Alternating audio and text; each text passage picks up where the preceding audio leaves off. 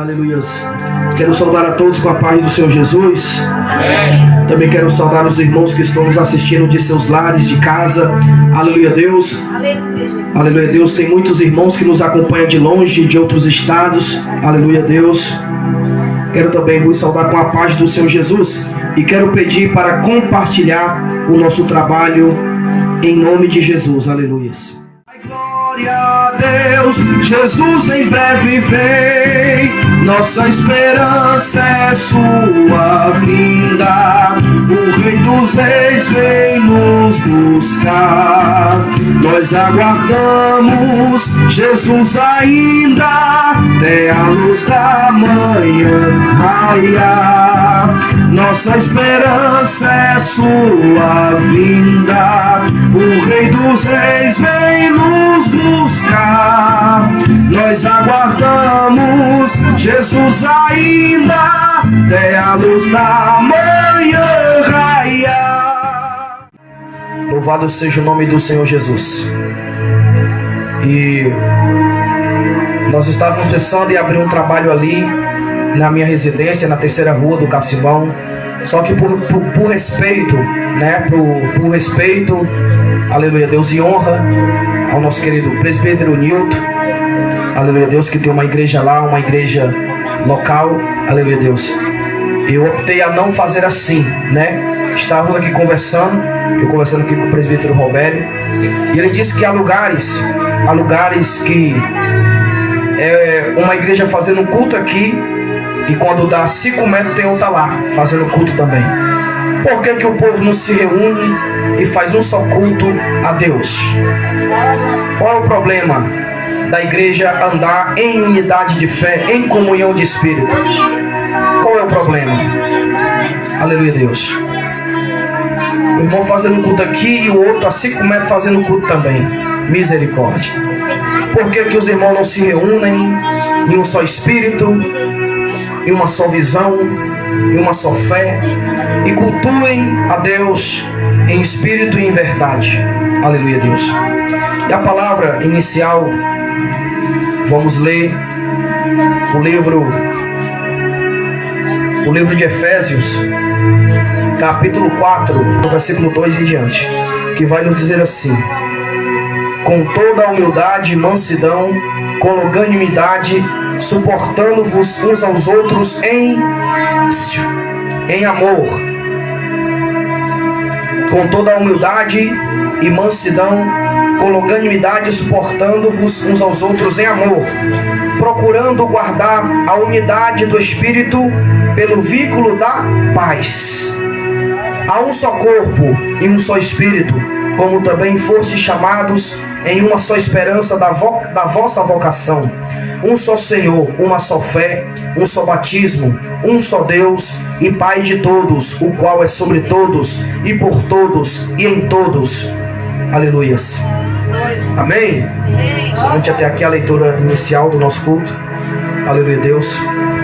Amados, a Bíblia, a palavra de Deus vai nos falar sobre a unidade da fé como a união espiritual dos crentes, pelo poder do Espírito Santo, pelo poder do Espírito de Deus no corpo de Cristo. A unidade da fé é interna, aleluia, Deus. É um conjunto que se constrói dentro da igreja, dentro do corpo de Cristo, dentro da membresia da fé, aleluia, Deus. Porque nós somos membros do mesmo corpo que é Jesus Cristo, nosso Senhor. Cristo é o cabeça da igreja, aleluia, Deus. E hoje nós vemos, infelizmente, irmãos contendendo uns com os outros. Aleluia, Deus. E o apóstolo São Paulo vai falar que quem anda desta forma ainda é carnal, ainda está na carne, ainda não conheceu Jesus Cristo verdadeiramente, ainda não saiu da carne, ainda não teve um real encontro com Deus, disputando por cargos eclesiásticos dentro de templos, disputando por autoridade exercida dentro de templo, aleluia, Deus. Oh, Espírito Santo de Deus, aleluia. Eita, glória a Jesus, aleluia, Deus. É tempo da igreja se unir, da igreja andar em unidade de fé, suportando uns aos outros, procurando levar o fardo um dos outros, procurando apoiar uns aos outros, animar uns aos outros. Aleluia, Deus. A nossa função não é matar a fé alheia, não é descomungar o nosso irmão, não é colocar o nosso irmão de canto, não. A nossa função é edificar. Deus, Ele nos escolheu para edificar, para colocar de pé o que está caído, para animar aquele que não tem mais esperança de vida. Deus não nos escolheu para rotarmos santidade dentro de templo, não, igreja. Eu fui pregar esses dias numa igreja, Deus operou fortemente na igreja, aleluia, Deus. Mas quando eu saí, eu vi que estava tendo culto de trás da igreja. Como é que pode, irmão?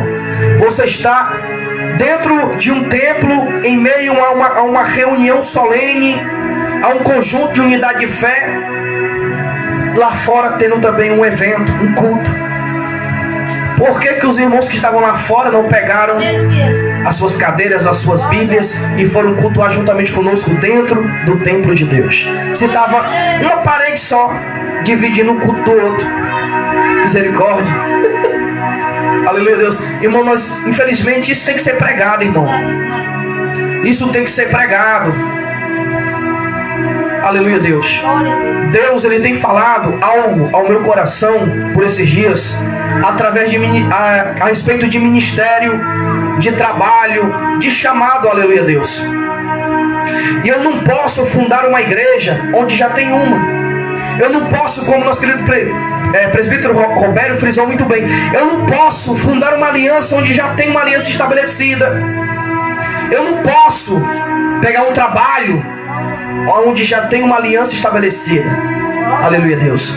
Eu não posso fazer isso, porque o preço daquela pessoa que estava naquele lugar, se eu pegar aquele trabalho, vai ficar sobre mim, irmão. Eu vou pagar o mesmo preço que ele. Por quê? Porque a aliança é dele com Deus. Aleluia, Deus. Então eu não posso fundar um ministério em busca de derrubar os outros ou fechar os outros, não. Eu tenho que trabalhar em unidade de fé. Eu tenho que trabalhar juntamente com os meus irmãos, aleluia, Deus. Eu tenho que ser um homem de Deus sincero, transparente e prudente na obra de Deus. Não posso fazer a obra de Deus de qualquer maneira, de qualquer forma, com intenções inapropriadas, aleluia, Deus, fundadas no meu próprio entender, no meu próprio parecer, não. Eu tenho que deixar o Espírito Santo trabalhar. Eu tenho que deixar Deus fazer. Aleluia, Deus. A palavra de Deus também vai nos trazer uma história sobre um rei chamado Jeroboão. E este rei, por nome de Jeroboão, ele se tornou um rei conhecido, um rei famoso, não por causa das suas boas ações, mas por causa da sua má ação diante de Deus. Esse rei, por nome de Jeroboão, ele passou a governar também na cidade de Betel. Betel, para quem não conhece a história de Betel, como Betel surgiu, foi através do patriarca Jacó. Jacó derramou azeite sobre uma pedra e chamou aquele lugar de Betel, aleluia, Deus. Aquele lugar futuramente passou a morar povos, pessoas, gente espirituais, consagradas. E quando o povo de Deus se reunia naquele lugar, a unção descia na cidade de Betel. Mas futuramente, quando se levantou-se um rei por nome de Jeroboão, este rei, esse rei Jeroboão passou a consagrar todo tipo de gente, irmão. Era passando mão, consagrando tudo que era gente. O camarada dizia: eu quero ser pastor, e ele ia lá, consagrava. O camarada: eu quero ser apóstolo, eu quero ser bispo, eu quero ser missionário, eu quero ser evangelista. Jeroboão ia lá e consagrava.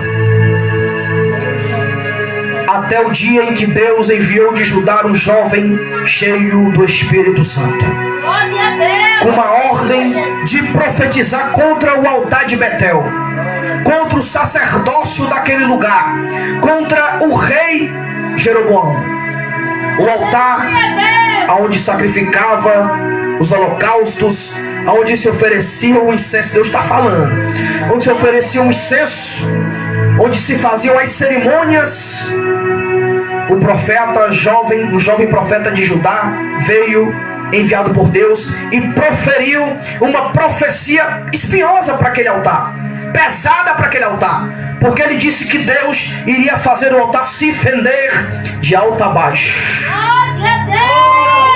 O altar iria se rachar e as cinzas dos ossos dos sacerdotes seriam queimados sobre aquele altar. Sabe o que foi que Jeroboão fez? Jeroboão não quis acreditar nessa profecia porque era pesada, era dura. Jeroboão pegou a sua mão e colocou sobre o altar e disse: não, isso não pode acontecer. A palavra de Deus diz que a mão do rei Jeroboão secou-se imediatamente. Ficou uma mão mirrada, uma mão seca, leprosa, aleluia a Deus, grudada naquele altar. Ele não conseguiu recolher a sua mão, porque ele colocou a mão onde Deus estava desferindo o juízo, onde Deus estava julgando. O rei Jeroboão colocou a mão ali, dizendo que não era para ser daquela forma, daquela maneira. E ele viu que o negócio se estreitou para o lado dele. E ele disse para o profeta: profeta, ora aí, para Deus ter misericórdia de mim, para minha mão voltar para o mesmo lugar, para minha mão voltar ao estado natural. E o profeta orou, rogou a Deus, e a mão do rei Jeroboão voltou ao estado natural. E aquele profeta foi dado a ordem por Deus para ele não voltar, não se hospedar naquela cidade, não voltar pelo mesmo caminho, não comer, não beber naquela cidade. Aleluia, Deus. Mas a palavra de Deus vai nos dizer que havia um velho profeta, um homem velho naquele local, que outrora servia a Deus, porque ali era uma cidade consagrada para se repousar a presença do Altíssimo. Deus recebia sacrifícios, o incenso que era queimado naquele altar em Betel. E ali havia homens que outrora serviam a Deus, mas haviam se desviado do real propósito de Deus. Abandonaram a vocação espiritual dada por Deus. E aquele velho profeta ouviu falar da sentença que o jovem profeta de Judá havia desferido contra o altar de Betel. E ele pediu para que seus filhos fossem observar em qual estrada o profeta estava. E os filhos foram observar, viram o profeta em um certo local, uma certa estrada, debaixo de um pé de árvore, de uma árvore que a Bíblia vai dizer que era uma árvore sagrada. Aleluia, Deus. Aleluia. E ali o profeta, o velho profeta, pediu para que albardasse o seu jumento, colocasse a sela sobre o seu jumento, porque ele iria em busca daquele jovem profeta de Judá. Chegando debaixo daquela árvore, o profeta velho disse: és tu quem proferiu a profecia contra o altar de Betel? Foi tu, profeta, que falou que Deus iria descer a lenha, descer o chicote, descer a vara da disciplina naquele altar? E o profeta disse: sim, sou eu. Sabe o que foi que o profeta velho falou? Deus me enviou um anjo e me falou que tu poderás se hospedar em minha casa, comer e beber. Mas qual foi a ordem de Deus? Para não voltar pelo mesmo caminho, não se hospedar na cidade de Betel, nem comer e nem beber coisa alguma. E o profeta velho fez o quê? Mentiu. Sabe o que é que Deus está falando ao meu e ao teu coração? Que tem pessoas dentro de templo, pessoas que outrora serviam a Deus, mas hoje já não estão no centro da vontade do grandão da Galileia. Pessoas que outrora serviam e hoje já não servem mais. Perderam a essência de Cristo, perderam a essência do Espírito Santo. Estão andando segundo a vista, estão andando segundo o seu próprio parecer. Aleluia, Deus. Serviam a Deus, em outro tempo serviam sim, mas perderam a sua essência, perderam a sua visão espiritual. Hoje nós vemos, hoje em dia, nos dias atuais, nos templos, que isto tem acontecido. Tem, infelizmente. Aquele profeta velho mentiu para o jovem profeta de Judá. O jovem profeta, sabendo que aquele homem era profeta também, decidiu ir com ele, se hospedar na casa desse velho profeta, comer e beber. Enquanto ambos estavam sobre a mesa se banqueteando, aleluia, Deus tomou naquela mesma hora o velho profeta e disse: tu desobedeceu a Deus. O velho profeta falou para o jovem profeta: tu desobedeceu a Deus porque Deus te deu uma ordem e tu fez o contrário. Olha onde é que tu tá. Tu tá se hospedando onde não devia, tá comendo onde não devia, tá bebendo onde não devia. Pega a visão aí, igreja, viu? Tem pessoas que estão assistindo essa transmissão, que irão assistir depois, que Deus está falando há tempos: saia deste lugar, porque eu já não estou habitando neste lugar. Saia daí. Sabe o que é que Deus diz? Sai dela, povo meu, para que não sejam cúmplices em suas más obras.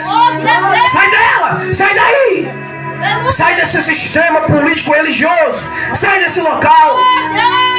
Minha presença já não está mais aí. Sai daí, igreja.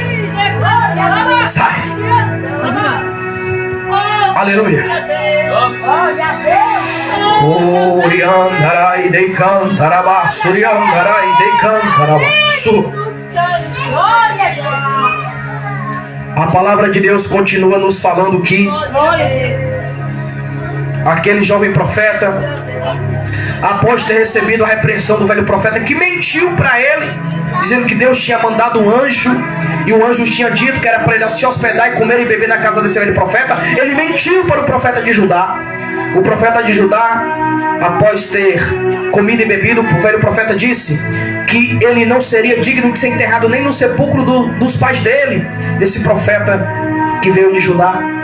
O profeta saiu da casa desse velho profeta, provavelmente triste, com a consciência de que ele havia desobedecido a Deus. Pegou o seu jumento, subiu e foi para o caminho onde ele havia voltado. E a palavra de Deus vai nos dizer que no meio do caminho lhe apareceu um leão e o matou. Aleluia, Deus. Sabe o que é que Deus está falando aqui? Que se você der ouvido a homens que aparentemente parece até servir a Deus, parece até ser homem de Deus, ser mulher de Deus, Deus está dizendo que se você parar para dar ouvido a estes, você corre o perigo de ser morto pelo leão no meio do caminho. Você corre o risco de ser morto no meio do caminho. A sua fé pode morrer. Você pode ter o seu chamado apagado. A sua vocação já não pode mais existir, porque você deu ouvidos ao homem e não a Deus. O leão matou o profeta. A Bíblia vai nos dizer que o leão não comeu a carne do profeta. Ele ficou sentado do lado do corpo do profeta de Deus, e o jumento do outro lado. Então a má notícia chegou aos ouvidos do velho profeta, e o velho profeta, como se fosse em um tom ironicamente falando, não quis ouvir a Deus, foi dar ouvidos a mim, não quis ouvir, acatar a ordem de Deus, morreu no meio do caminho, morreu. Tem crente só esperando dizer isso de ti, irmão. Se você parar na caminhada, tem crente que vai dizer e vai apontar e vai dizer assim, ó: olha aí, bem que eu avisei, bem que eu disse que ele não ia conseguir, bem que eu disse que ele iria desistir, bem que eu disse que ele ia fracassar. Crente não é crente, irmão. Crente Oriandarai de cantarabaço. Crente que são os famosos crentes homicidas, crente destruidores de sonho, apagadores de unção, sugadores de unção, apagadores do brilho do Espírito Santo. Tem, irmão, tem. E nós temos que ter cuidado com essa espécie de crente. Nós temos que ter cuidado, presbítero Roberto, porque senão ele te mata na frente, ele te mata no meio do caminho, mata. Irmão, tem muitos que ao invés de estar ali edificando, está ali destruindo, está matando a sua fé pouco a pouco, a ponto de você não acreditar mais nos projetos de Deus. Meu irmão, infelizmente isso tem acontecido nas igrejas atuais. Infelizmente, Deus falou e está falando. O Espírito Santo está bradando nesta noite. Oriandarai de cantarabaçu, oriandarai de cantarabaçu. Stei cantarabaçu, oriandarai de cantarabaçu. Ripapapá, stei cantarabaçu. Ripas te cantarabasuri andarai. Te cantarabasuri andarai de cantarabas. Contempla o trabalhar do Espírito de Deus nesta noite. Contempla o que Deus está fazendo neste lugar. Contempla o que Deus está fazendo na tua casa, no meio da tua família. Contempla aí o livramento de Deus. Ele é quem fecha a sepultura. Ele é quem fecha a boca do leão. Ele é quem confunde os nossos inimigos e opositores. Ele é quem nos faz levantar, aleluia. Ele nos levanta, Ele nos ergue para continuarmos marchando, aleluia. Oh glória. Aleluia. Missionária Raquel, por mais que pareça ser difícil, por mais que pareça que a luz no final do túnel não resplandeça, continua orando por eles, clamando por eles, intercedendo por eles, porque Deus tem livrado estes pelos quais a irmã tem orado de coisas bem piores. Deus tem livrado do mal. Deus tem guardado. Deus tem cuidado. Deus tem protegido. Por mais que eles não mereçam, também não sou merecedor, mas Deus tem cuidado. Através das tuas orações, Deus tem operado, Deus tem dado um livramento. Aleluia, Deus. Continua buscando, continua intercedendo. Você que é mãe, você que é pai, você que está no meio da tua família, que você vê lutas de um lado, lutas de outro, você não vê uma luz no final do túnel. Não desista dos teus. Não pare de orar pela tua família. Não pare de clamar pelos teus filhos. Não pare de buscar pela tua esposa. Não pare de buscar, aleluias, pela tua família, em nome de Jesus.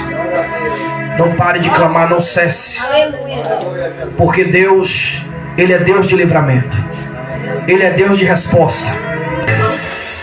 Deus vai te honrar. Acabe se alinhou com Josafá, pois pretendiam destruir a Ben-Hadad. E Josafá pediu para chamar os profetas, mas 400 não falaram a verdade. Ainda restava Micaías na prisão, e o mensageiro constrangeu a se igualar.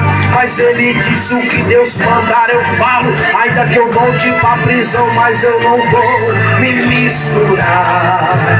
Ainda tem profeta de Deus que não se curvam, não se dobram.